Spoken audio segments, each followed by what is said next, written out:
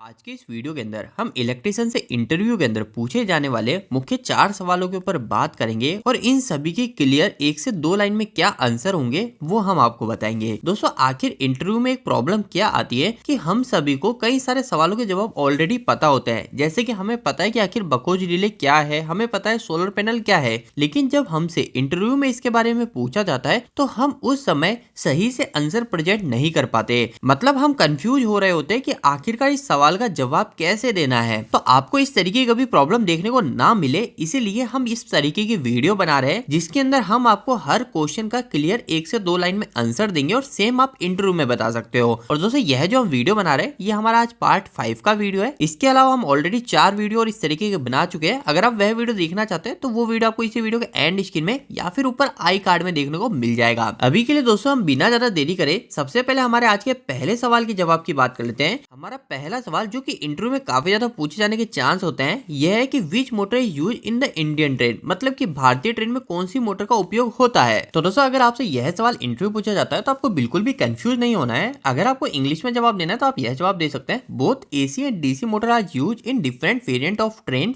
Earlier only DC motor was use but now AC induction motor is use in the Indian railways. और अगर आपका interview Hindi में चल रहा है तो आप यह लाइन बोलेंगे जो कि है भारतीय इंडियन रेलवे के अंदर एसी और डीसी दोनों तरीके की मोटर का उपयोग किया जाता है। लेकिन अगर हम डीसी मोटर की बात करें तो वह सिर्फ पुराने रेल के इंजन में ही उपयोग किया जाता था। आजकल के जितने भी सभी नए इंजन बन रहे हैं उन सभी के अंदर एसी इंडक्शन मोटर का ही उपयोग किया जा रहा है। तो दोस्तों, आप इंटरव्यू के अंदर सेम यह लाइन बता सकते हो। दोस्तों, इस वीडियो के अंदर हम हर टॉपिक के ऊपर अच्छे से लंबा डिस्कस नहीं करेंगे वरना ये वीडियो काफी ज्यादा बड़ी हो जाएगी। अगर आपको किसी भी टॉपिक से रिलेटेड डिटेल वीडियो चाहिए तो आप उसके बारे में नीचे कमेंट बॉक्स में कमेंट करके पूछ सकते हैं। आपके सवाल के ऊपर बहुत जल्द एक डिटेल वीडियो बनाने की कोशिश करेंगे या फिर आपको कमेंट में ही जवाब देने की पूरी कोशिश करूंगा। इसके बाद में दोस्तों हमारा सेकंड क्वेश्चन जो इंटरव्यू में काफी ज्यादा पूछा जाता है और जिसका हम कई बार गलत जवाब भी दे देते हैं, ओवरलोड और ओवर करंट में क्या अंतर होता है। दोस्तों, इस सवाल के साथ में सबसे बड़ी गलती तो इंटरव्यू के अंदर यह होती है, कई सारे लोग ओवरलोड और ओवर करंट को सेम ही चीज बोल रहे होते हैं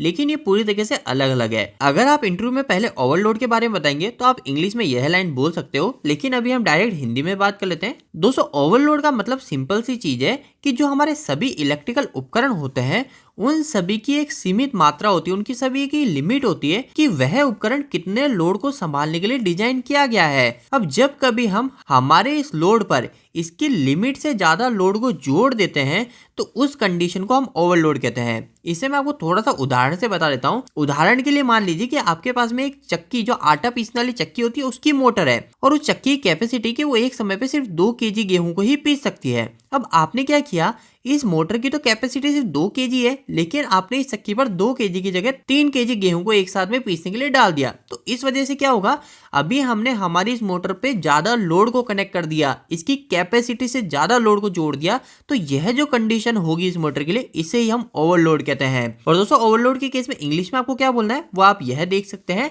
लेकिन अगर हम नेक्स्ट अब ओवर करंट के ऊपर बात करें कि आखिर ओवर करंट क्या होता है, तो दोस्तों ओवर करंट का मतलब सिंपल सा है, ऐसी स्थिति जिसके अंदर हमारा जो उपकरण है उस उपकरण के अंदर जो करंट निकल रहा है, करंट बह रहा है, वह करंट उसके झेल पाने की क्षमता से अधिक है, तो उस कंडीशन को हम ओवर करंट कहते हैं। दोस्तों, अगर मैं आपको ओवर करंट को भी थोड़ा और सिंपल तरीके से और एग्जांपल से क्लियर करूं तो जैसे मैंने आपको भी एक मोटर का एग्जांपल दिया था जिसके अंदर हमने मोटर पर ओवरलोड किया था, हमने 2 kg के बजाय 3 kg गेहूं एक बार में उसमें पीसने के लिए डाल दिया। तो अब ऐसे करने की वजह से क्या होगा, हमारी मोटर ओवरलोड कंडीशन में चलेगी और ओवरलोड कंडीशन में चलने के कारण हमारी मोटर में से ज्यादा करंट गुजरने लग जाएगा जो कि हमारे उस मोटर के रेटेड करंट से ज्यादा है। और अगर हमारा ऐसा होता है कि किसी भी उपकरण में उसके रेटेड करंट से ज्यादा करंट निकलता है तो उसे ही हम हमारे उपकरण की ओवर करंट कंडीशन कहते हैं।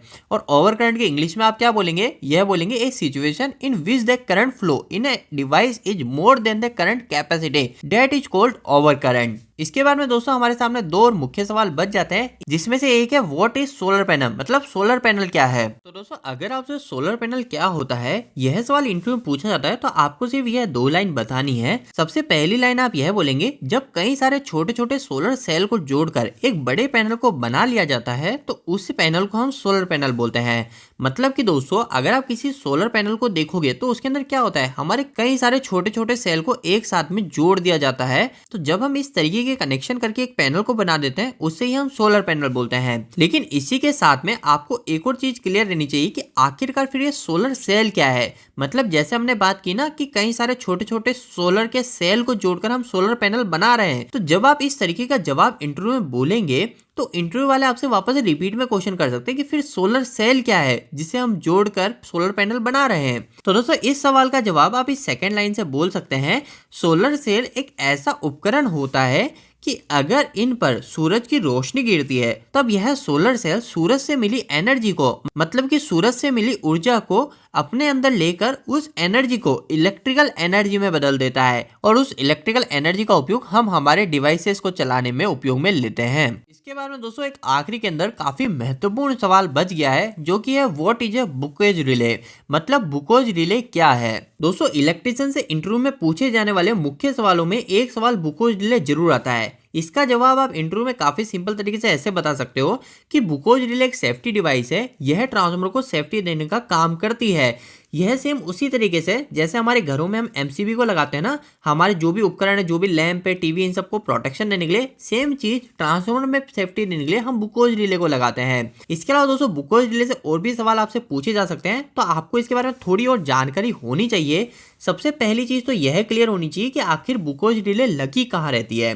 तो दोस्तों देखिए बुकोज रिले जो होती है यह सिर्फ उन्हीं ट्रांसफार्मर में लगी रहती है जिसके अंदर हम कूलिंग के लिए ऑयल का उपयोग कर रहे होते हैं। आपको यह पता होना चाहिए कि जो ट्रांसफार्मर होते हैं ट्रांसफार्मर भी दो तरीके के हो जाते हैं। किसी के अंदर हम उसको ठंडा जो कूलिंग देते हैं वो ऑयल की मदद से करते हैं और किसी किसी के अंदर हम सिर्फ एयर से ही कूलिंग को कर रहे होते हैं। तो हमारे जो बड़े ट्रांसफार्मर होते हैं जिनमें कूलिंग के लिए हम तेल का इस्तेमाल, ऑयल का उपयोग करते हैं, जिसे हम ऑयल कूल्ड ट्रांसफार्मर भी बोलते हैं, उस ट्रांसफार्मर के कंजर्वेटर और मेन टैग के बीच में ही हम बुकोज रिले को लगाते हैं। इसके बाद में दोस्तों जो बुकोज रिले होती है वो ट्रांसफार्मर के अंदर जो ऑयल है उस ऑयल के हलचल को समझ रही होती है। मतलब कि दोस्तों जब भी ट्रांसफार्मर कोई फॉल्ट होगा तो क्या होगा, हमारा ऑयल हीट होगा और जैसे ऑयल हीट होगा तो उस चीज को हमारी बुकोज रिले समझ लेती है और आगे हमारे सिग्नल दे देती है कि कोई फॉल्ट ट्रांसफार्मर में होने वाला है। अब इनके साथ में आप एक छोटी चीज और याद रख सकते हो कि जो बुकोज रिले होती है इस बुकोज रिले के अंदर भी हमारी दो मुख्य रिले लगी होती है।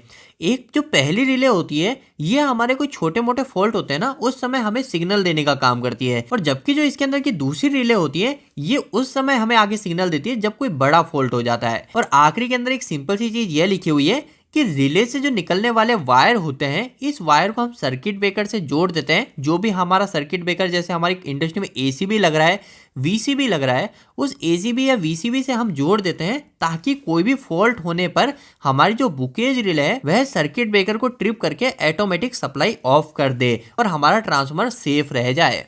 उम्मीद है आपको आज के इन चारों सवालों का जवाब अच्छे से क्लियर हो गया होगा। आप आगे इंटरव्यू में इसके बारे में बता पाएंगे। अगर आपको इन चारों को अपने पास में भी सेव फॉर्म में रखना है तो इसके लिए मैं क्या करूंगा, वीडियो के डिस्क्रिप्शन बॉक्स में हमारी वेबसाइट का लिंक दे दूंगा। आप वहां पर जाके इन सभी सवालों के जवाब एक बार खुद से और पढ़ सकते हैं। तो दोस्तों उम्मीद करता हूं कि आज का यह वीडियो आपको जरूर पसंद आया होगा। आपको ये वीडियो कैसा लगा प्लीज वीडियो को लाइक करके जरूर बताइएगा। अगर आपको कोई भी सवाल इस वीडियो के प्रति इलेक्ट्रिकल आप मुझे कमेंट बॉक्स में कमेंट करके पूछ सकते हैं। इलेक्ट्रिकल वीडियो पसंद करते हैं आज हमारे चैनल को सब्सक्राइब कर लीजिए। आज के लिए इतना ही, धन्यवाद।